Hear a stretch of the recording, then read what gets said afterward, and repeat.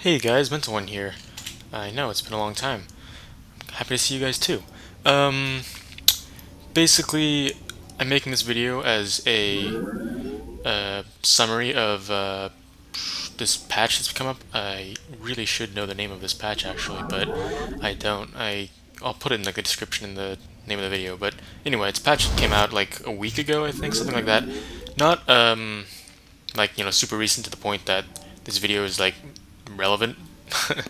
As awkward as that sounds, making the video as I say that, but the reason why I'm making this video regardless is because I need a topic to make a video about, and that's a topic that I don't need to get a replay for because I've been trying to do that for a long time, and that's just not been working out. And I feel like it's a good chance we can talk about the metagame, especially of Protoss versus Zerg.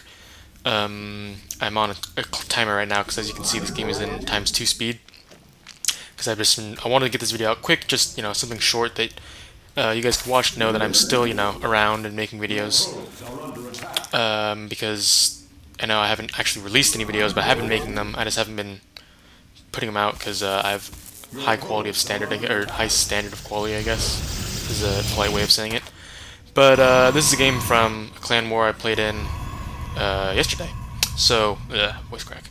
But oh yeah, what are the patches? The big things are actually the only real things that I care about are the balance changes, which are Seeker Missile no longer requiring an upgrade to get for Terran, and that fungal growth has been reduced in range from 9 to 8, and that the infestors, like their eggs that come out from the infested Terrans, now have 70 health as opposed to 100, which they had before. What this means for... Okay, I'll go over the Terran change first.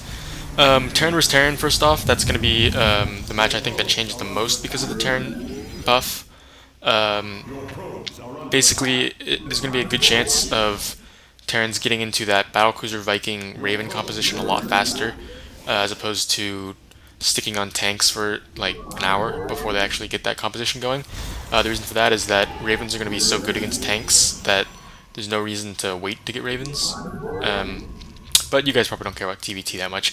As far as versus Protoss goes, the biggest difference is going to be that Mech is going to be a lot stronger, and even more annoying than before. Like, Mech is still going to be gimmicky, but it might actually be able to be made viable if someone does it right. Like, if MVP just one of these days figures out some way to get Mech working for against Protoss, man, I rue the day. I will rue the day. Yeah, that's gonna be unfortunate. Against Zerg, basically they're just gonna have mobile detection and a way to deal with like mutalisks. So I'm guessing infestor play is gonna become more common. Then again, infestors are weaker, so it's gonna be more mech. Yada yada yada, balanced stuff.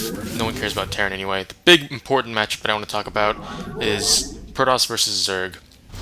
Now, I've already made a video on like the entirety of like the matchup, but I figured that video wouldn't be as relevant because there's a guide that came out that basically is the same thing that I was saying, except for way more in depth. You could read it if you want. If I get someone, if someone really wants to, I can just make a video summary of it, or release the one I already did. But basically, it just tells you what to expect in the matchup and how to do it and everything like that. Yeah, this is kind of embarrassing to watch that over again. Stuck looking at this game. Anyway. Yeah, the matchup has changed because I think 3-base timings with Colossus are going to be a lot stronger. That's just one thing, I think, but that's something I'm going to start with. The reason for that is that infestors can't, they can't, like, the eggs won't be able to, they can get killed by Colossus a lot easier is what I'm trying to say. The main change was that they can get killed by Storm in one hit now, which is going to be, I'll talk about that in a second, but that was like the biggest part. But the thing about that is that that's important, but Colossus are still going to be able to deal more damage to eggs, like, and they're still going to be able to kill them faster, meaning that the only real change to the 3-base timing with Colossus that Protoss had is that it's going to be easier to do. Whereas something like the Immortal Sentry LN, that doesn't really change that much, and it's still just as hard to like pull off, and Zergs can still counter it with a lot of different things. But the 3-base timing is just straight up better now than it was before, which is always good. And as you can see, that's something I'm doing in this game. Oh, but the main thing about that egg nerf is that Storm now kills those eggs in one shot. and that Infestors, because of their lowered range, are going to be a lot more vulnerable to feedback from High Templar. Basically, what this means is that in the late game, Protoss will be able to not only protect their mothership with High Templar, but they will be able to tech the mothership a lot safer and take their fourth base a lot safer. So basically, it means that Protoss now stands a chance in the late game, and I think that's a really amazing change. Like, I was something I never even considered when I thought about balance issues that are going into this matchup, but it's something that I think is going to be very effective. It's a super small change, but it's going to be very effective, I think, in balancing out the metagame, and in fact, it might actually make Protoss more favored in this matchup against Zerg. Just due to the fact that all-ins are still going to be just as strong as they were before, if not stronger, and the fact that they now actually have a chance in the late game. So those two things combined means that Protoss is going to be a lot stronger in the late game against Zerg, and that Zerg's just going to be a lot weaker in general, which is something that we needed. So that was just a quick little video about the changes that are up in this patch and what they're going to do to the metagame. Hopefully I, went over something that you guys cared about. If not, then whatever. If you watch this video, you at least know that I'm still making videos now. I always have been, I just haven't been releasing them, and I've been a bit lazy. And I'm not switching to League of Legends. That's been a rumor. It's been going around. There's no truth to that.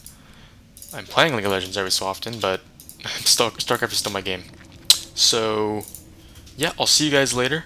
Hopefully soon, because I want to be making videos a lot more frequently, and I want to make them shorter, because it's a lot more intimidating to click on like a 16-minute video than it is to just click on like a 5-minute little video like this one. So, goodbye.